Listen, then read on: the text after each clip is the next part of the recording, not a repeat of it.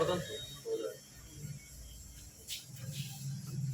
देखो इसके पहले वाले टॉपिक में हम लोग पढ़ लिए थे ना कि द्विध्रुव के कारण से अक्षीय स्थिति में, ठीक है, उसका फार्मूला भी हम लोग बना चुके थे, ठीक है।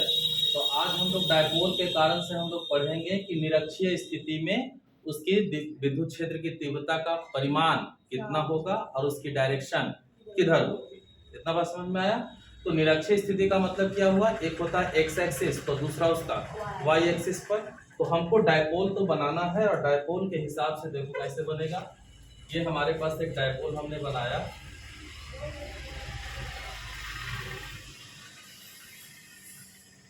और इस डायपोल में यहाँ पर प्लस क्यू का चार्ज है और यहाँ पे माइनस क्यू का चार्ज, ठीक है।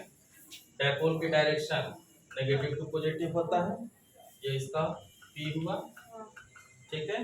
तो हमको एक्स एक्सिस की तरफ नहीं, इसके ठीक सामने ऊपर लेना है एक तो पॉइंट, ठीक है। मान लो हमने एक पॉइंट लिया यहाँ पे और वो पॉइंट हमने माना क्या, ए पॉइंट यहाँ से डायपोल के सेंटर से इसकी दूरी आर, ठीक है। तो ये वाली पोजीशन, ये वाली जो लोकेशन है, इसको हम लोग क्या कहते हैं, इसी लोकेशन को हम लोगों ने नाम रखा है क्या, निरक्षीय स्थिति, और जिसको हम कहते हैं इक्वेटोरियल पोजीशन, ठीक है। इक्वेटोरियल पोजीशन एक होता है एक्सल और एक होता है इक्वेटोरियल, ठीक है। अच्छा, तो हम यहाँ क्या देखना चाहते हैं, हम क्या समझना चाहते हैं, डायपोल के पास दोनों ध्रुवों पर चार्ज है, एक का प्लस और एक का माइनस, ठीक है। तो प्लस चार्ज के कारण से अगर जो हम परीक्षण का आवेश यहाँ पर अगर रखेंगे तो प्लस के कारण से भी उसके ऊपर प्रभाव पड़ेगा, अच्छा, माइनस के कारण से भी उसके ऊपर प्रभाव पड़ेगा। ये बात समझ में आया। हमने ये वाली डिस्टेंस अगर आर ली है तो इसके कारण से इसके ऊपर परीक्षण आवेश पर प्रभाव किधर के लिए होगा, सो बताओ। ये भी प्लस का चार्ज है और हमारा परीक्षण आवेश भी कैसा होता है, प्लस। तो इसका मतलब प्लस प्लस को रिपेल करेगा, यानी कहने का मतलब है कि ये इसको यहां से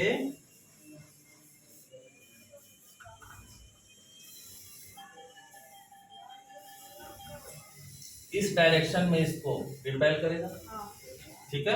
अच्छा, उसके बाद देखो माइनस का चार्ज इस परीक्षण आवेश जो हमारा यहाँ क्यू रहेगा उसको वो क्या करेगा, अपनी ओर खींचेगा।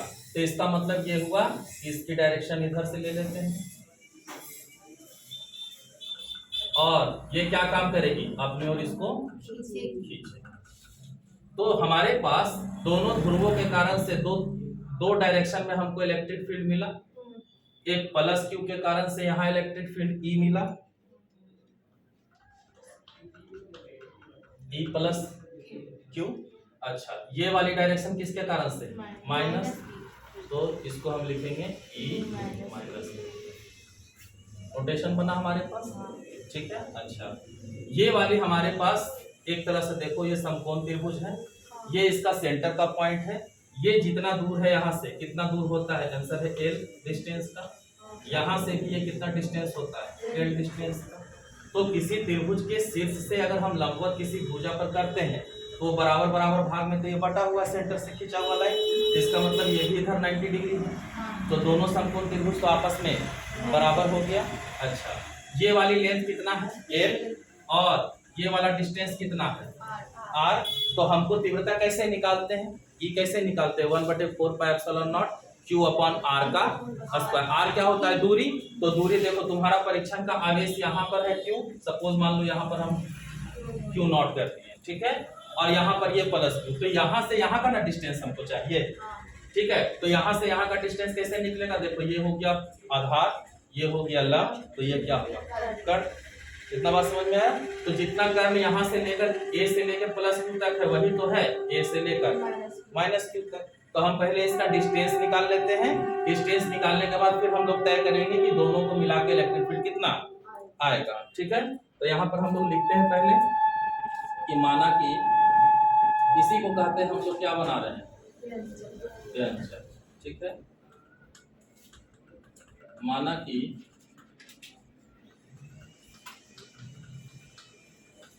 पी जो ध्रुव के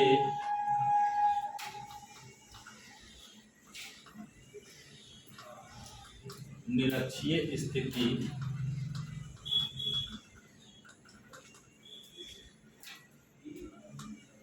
के r दूरी पर बिंदु A पर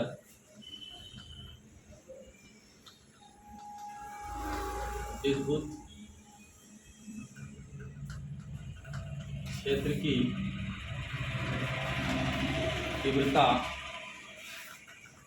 E की हम क्या करना चाहते हैं, गणना करना चाहते हैं। ठीक है, उस गणना करने के कारण में हमको इसमें सबसे पहले क्या निकालना होगा कि प्लस क्यू से ए की दूरी और यही दूरी बराबर है माइनस क्यू से ए की दूरी, डिस्टेंस। ये बात समझ में आया? तो ये दोनों त्रिभुज में ये कौन सा है, एक्चुअल में वो कर्ण होता है। ठीक है, तो हम लोग यहाँ पर फॉर्मूला लगा लेते हैं किसका, कर्ण का।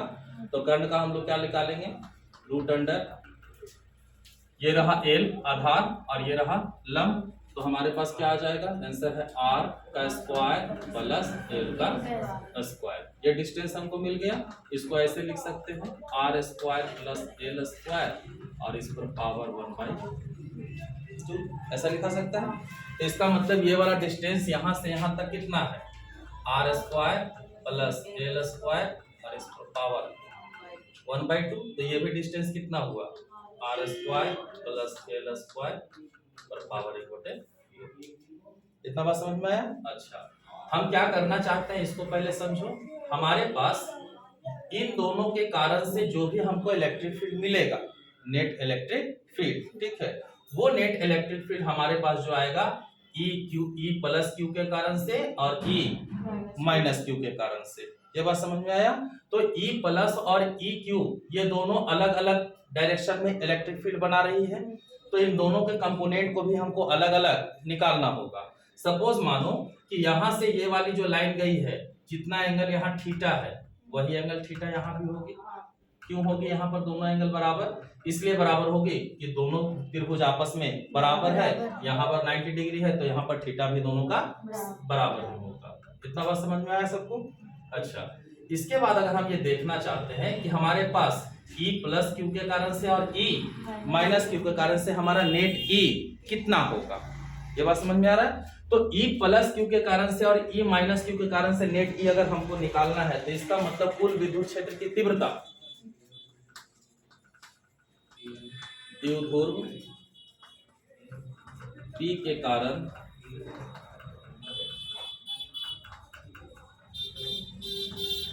बिंदु A पर कुल तीव्रता, ठीक है, इसको E नेट लिख देते हैं। कितना होगा, तो आंसर है हमारे पास सबसे पहले कि E प्लस क्यू है और E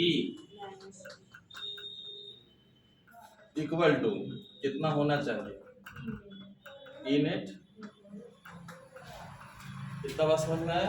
अच्छा, हमारे पास विद्युत क्षेत्र की तीव्रता का फॉर्मूला वही वाला फॉर्मूला है 1/4 pi epsilon not Q upon R का स्क्वायर। अच्छा, पहले ये देखो कि ये वाला जो कंपोनेंट हम जो देख रहे हैं E प्लस क्यू का, तो एक वेक्टर कंपोनेंट के दो कंपोनेंट बनते हैं। ठीक है, क्लास 11th में पढ़ा है। अगर ये वाली लाइन तो देखो हम बताना चाहते हैं कैसा होगा। ये वाली लाइन जो तुमने बिंदु A से एक लाइन इधर की गई है, इसी लाइन को हम कह रहे हैं कि इलेक्ट्रिक फील्ड किसका है, E प्लस क्यू का। तो इस लाइन का दो कंपोनेंट किधर बनेगा, तो दो कंपोनेंट बनेगा, एक होगा इसका आधार और ये इसका होगा लंब। दो कंपोनेंट बना, ठीक है। तो तुम देखो अगर इसको हम बनाना चाहें तो इसका मतलब इसके दो कंपोनेंट कैसा, ठीक इसके सामने और ठीक इसके ऊपर, एक 90 डिग्री में और एक बेस बनाएंगे। ठीक है, अच्छा यहाँ पर देखो, इसके कारण से ये वाली थीटा, जब कोई लाइन एक दूसरे को प्रतिच्छेद करते तो जितना थीटा यहाँ रहता वही थीटा वहां भी रहेगा, तो यहाँ भी एंगल कितना हो जाएगा थीटा। तो जिसके ऊपर थीटा गिरा तो वो क्या हो जाता है, आंसर ये आधार है तो ये कर्ण है, तो हमारे पास ये वाला वैल्यू कौन मिलेगा, आंसर है इसी का ई कॉस थीटा, तो ये कौन हुआ ई साइन थीटा। ठीक है, एक वेक्टर के दो कंपोनेंट हमेशा होते हैं, cos थीटा और एक, ठीक है, cos थीटा किसको दिखाएंगे, जहां पर थीटा गिरेगी वो वाली cos हो जाएगा, ठीक उसके सामने जो होगा, ठीक है, लंबवत, वो क्या रह जाएगा ई साइन थीटा। तो ये प्लस क्यू का जो कंपोनेंट दो ठो हमने निकाला, एक कंपोनेंट निकला ऊपर वाले का ई cos थीटा और ये ऊपर वाले का निकला ई साइन थीटा, प्लस का निकाले हम लोग। अच्छा, एक कंपोनेंट हमारा और है जो माइनस क्यू के कारण से, क्योंकि डायपोल के पास तो दोनों चार्ज है, दोनों के कारण से तीव्रता बन रही है, तो हमको तो दोनों का कैलकुलेशन करना पड़ेगा। इसके लिए तुमको देखो हम समझाते हैं, ये तुम्हारा समझ में आया, ऊपर में आया। इसमें देखो एक लाइन तुमको मिल रही है जो नीचे की ओर है, ये है, ये तुम्हारा ई माइनस क्यू, इसके भी दो कंपोनेंट बनाओ, एक इसके ठीक ऐसे और एक ठीक इसके नीचे सामने, बस समझ में आ रहा है। अब तुम गौर से देखो ये वाली सिचुएशन से क्या होगा, एक लाइन इधर के लिए और ठीक एक लाइन इसके नीचे, तो इसके दो कंपोनेंट बनेंगे, तो थीटा बताएगा कौन सा कॉस होगा और कौन सा साइन। देखो ये वाली अगर थीटा है तो इसके ठीक सामने वाला 10 क्लास में पढ़ा है ट्रिग्नोमेट्री में, ठीक है ना, अवनमन कोण जिसको कहता है, तो ये थीटा और ये थीटा भी आपस में कैसा हो गया बराबर।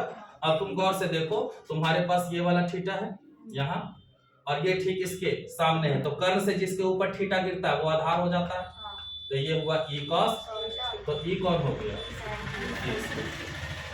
इतना बात समझ में आया, कोई परेशानी यहाँ में। अच्छा, अब इस चीज को तुम गौर से देखो कि इसके कंपोनेंट भी इसी एक डायरेक्शन में आया है, कौन सा ई कॉस, ये बात समझ में आया। अच्छा, ये नीचे वाला कौन है, अब तुम गौर से देखो हम लोग दोनों कंपोनेंट को निकाल लिए, अब हम दोनों कंपोनेंट को देखना चाहते हैं कि दोनों की डायरेक्शन किधर है।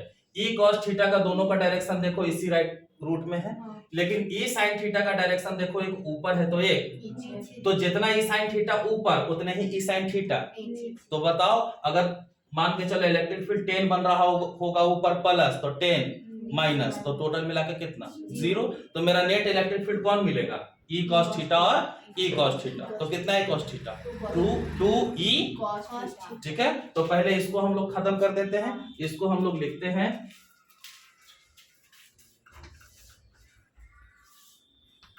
कि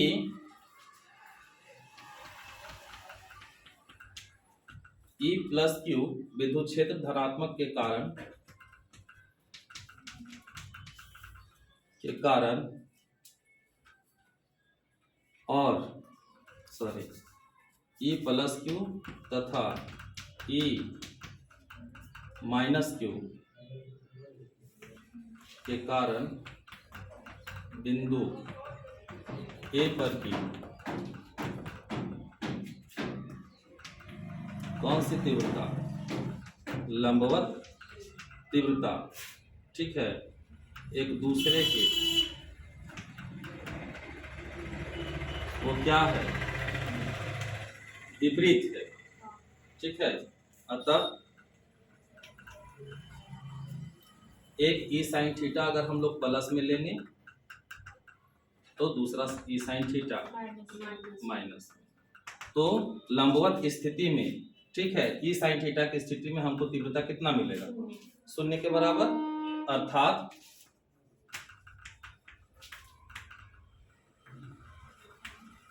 कुल तीव्रता ई नेट किसके कारण से मिलेगा, आंसर है ई कॉस थीटा और प्लस ई कॉस। तो इसका मतलब जो भी इलेक्ट्रिक फील्ड बन रही है, ठीक है, प्लस के कारण से भी ई कॉस थीटा और माइनस के कारण से भी E cos theta, total cos theta का ई नेट निकल गया। अब हमारे पास ई नेट कितना आएगा 2e cos थीटा। कितना बात समझ में आया। तो अब देखो हमारे पास ई का फॉर्मूला तुमको पहले से मालूम है, ई का फॉर्मूला 1/4 पाई एप्सिलॉन नॉट लिखते हैं हम लोग। तो यहाँ से लिखना शुरू करते हैं हम लोग, ठीक है। E equal to 2/4 pi epsilon not, ठीक है। अच्छा उसके बाद क्यू और यहाँ कौन cos थीटा। तो हमको cos थीटा का वैल्यू भी रखना पड़ेगा। तो यहाँ से निकाल दो cos थीटा किसके बराबर हो जाएगा। cos थीटा बराबर क्या होता है आधार और बटे कर। तो कर्न इसका कितना है r² प्लस l स्क्वायर पर रूट हो गया और ये कितना हुआ l। तो इसका मतलब हो गया l बटे r² प्लस l स्क्वायर और इस पर 1/।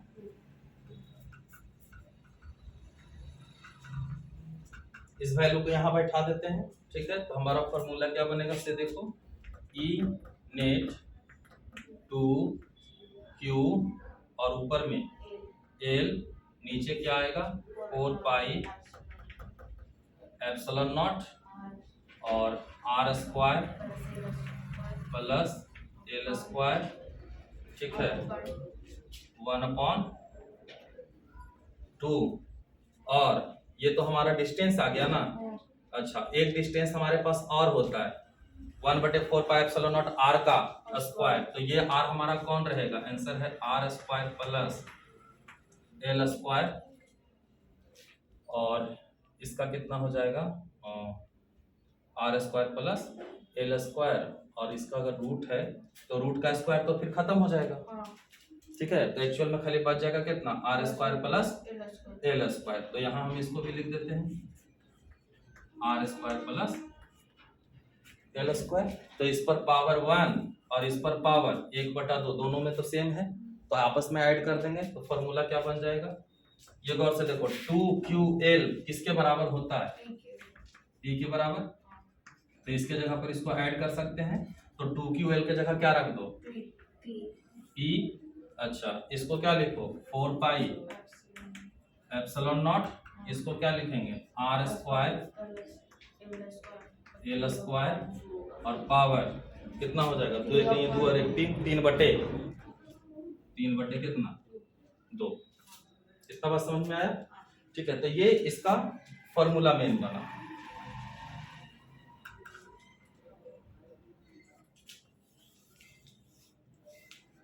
अब यहां से थोड़ा बात समझो, ठीक है। मान लो यहीं पर लिख देते हैं, यहाँ पर काम चलेगा। आप लोग समझ जाएगा ना। हाँ।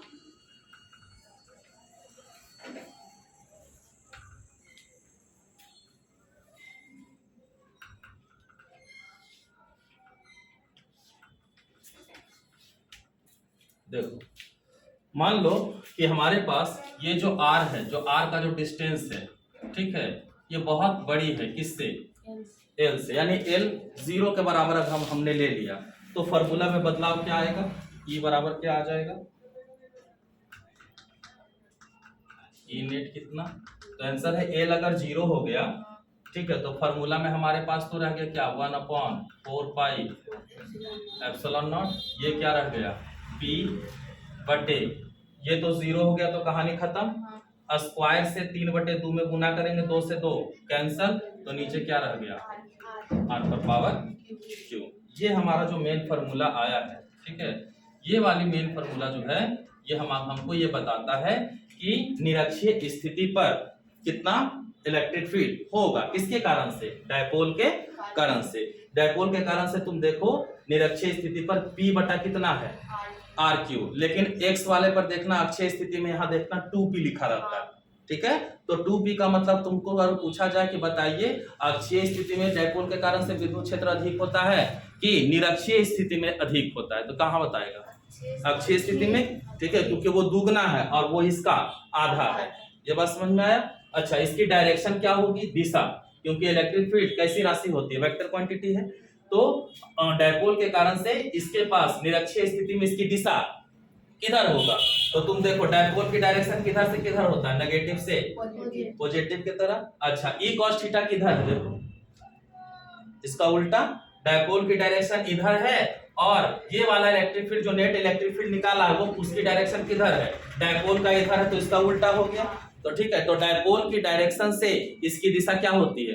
विपरीत होती है। कौन सी स्थिति में? निरक्षीय स्थिति में। ठीक है, अगर डायपोल को हम यहाँ इधर से बदल दें तो ये भी इधर से इधर बदल जाएगा। ये बात समझ में आया? तो यहाँ पर इसको हम बता देते हैं डायरेक्शन में,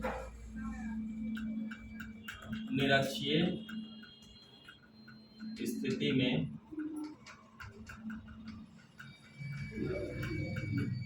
तीव्रता की दिशा द्विध्रुव के दिशा के विपरीत होती है।